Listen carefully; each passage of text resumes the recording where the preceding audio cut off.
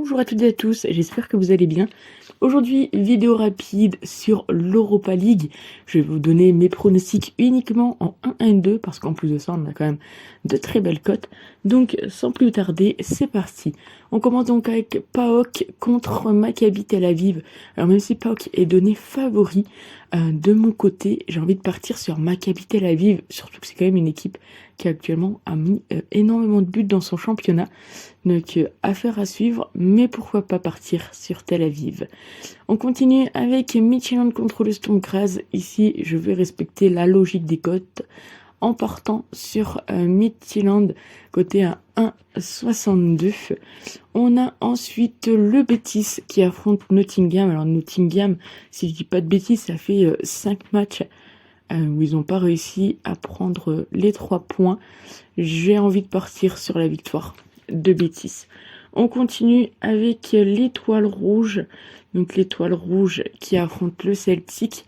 Donc les cotes qui sont à peu près, on va dire, semblables. On a quand même une équipe du Celtic qui est sur 10 matchs sans aucune défaite. 4 matchs du côté du Celtic avec 3 victoires. Deux équipes qui se sont jamais affrontées. Potentiellement, l'Étoile Rouge doit être un petit cran au-dessus, mais je me dis qu'une petite surprise, un petit nul, serait pas surprenant. Donc je vais partir sur le nul sur ce match-ci.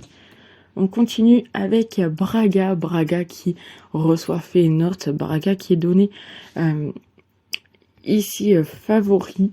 Là également, je me dis que potentiellement un petit nul serait pas surprenant, voire même, pourquoi pas, la victoire de Feyenoord. 5 matchs sans aucune défaite pour Feyenoord, 3 matchs sans aucune victoire du côté de Braga.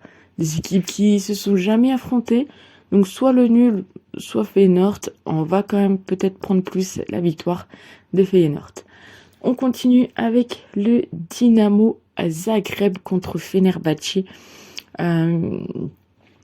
Du côté des petites infos, 4 matchs sans aucune défaite du côté de Fenerbahçe. Ils se sont déjà affrontés, mais ça date de 2018, où il y avait eu un nul et une victoire du Dynamo.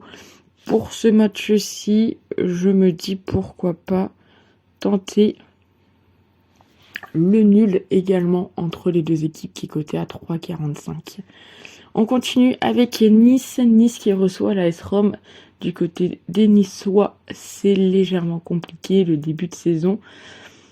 Il y a, je pense, un petit coup à jouer. Alors, ils se sont affrontés en 2022, en match amical, pardon.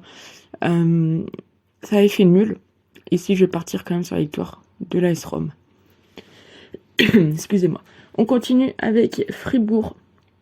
Fribourg qui reçoit le FC Bâle, donc Fribourg qui est donné largement favori ici. Et en soi, c'est pas trop surprenant, j'ai envie de dire. Ils sont tous les deux sur 3 matchs, 3 victoires. Ils se sont déjà affrontés en 2023 en match amical. Et clairement, il y a eu une victoire pour Fribourg, un nul et une victoire pour le FC Bâle. Ici, je vais quand même partir sur la victoire de Fribourg. On continue avec Malmö contre Ludogorets. Donc du côté de Malmö et de Ludogorets, je vous donne les petites infos que j'ai pu avoir. Donc du côté de Ludogorets, ils sont quand même sur 4 matchs sans aucune défaite. Les deux équipes se sont déjà affrontées, mais ça date de 2021. Pour moi, cette année, en tous les cas, je vois la petite victoire des locaux, cote à 1,60. On va enchaîner avec les matchs qui auront lieu demain, avec tout simplement les Eagles contre le FCSB. Sur ce match-ci, je vais partir sur la victoire quand même du FCSB, bien qu'ils sont sur 3 matchs en victoire. Je pense que logiquement, ils doivent quand même aller chercher la victoire ici. Surtout que les Eagles, pour l'instant, c'est pas joli, j'ai envie de dire, en championnat. Ils font du nul. Alors pourquoi pas plutôt partir, allez, on va partir sur du nul. On continue avec Lille contre le FC Brann. Alors attention à cette équipe de Brann qui est actuellement, si je dis pas de bêtises, première de son championnat. Après Lille, logiquement, devrait quand même aller chercher la victoire. 7 matchs sans aucune défaite pour Brann.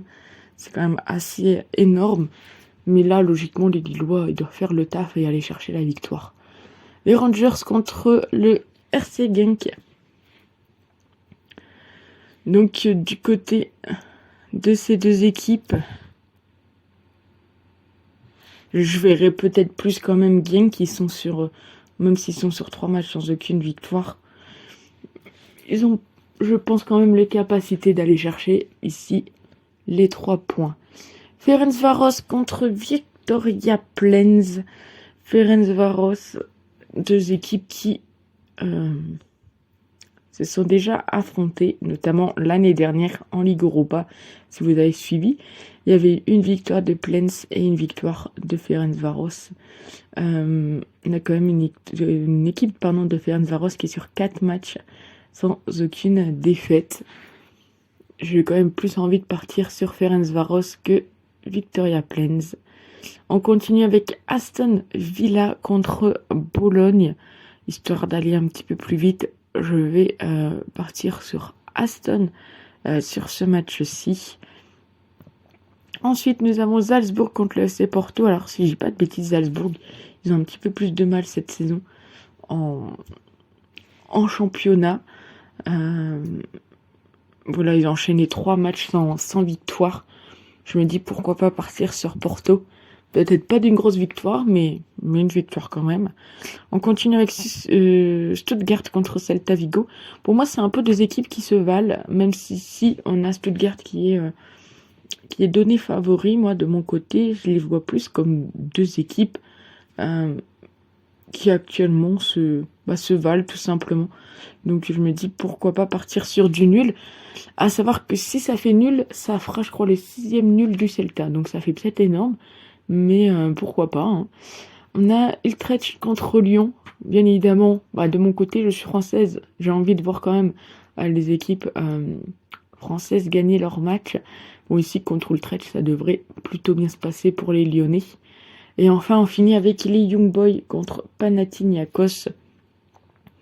Je pense qu'on peut avoir un match ici avec quand même pas mal de petits buts. Ils se sont déjà affrontés, mais ça date de 2009. Ici, je vais partir sur la victoire des Young Boys. Donc voilà tous mes pronostics 1 et 2 pour cette journée d'Europa League. N'hésitez pas à dire ce que vous en pensez dans les commentaires, à vous abonner, cela n'est pas déjà fait. Et puis nous, on se retrouve très vite pour une prochaine vidéo. Ciao!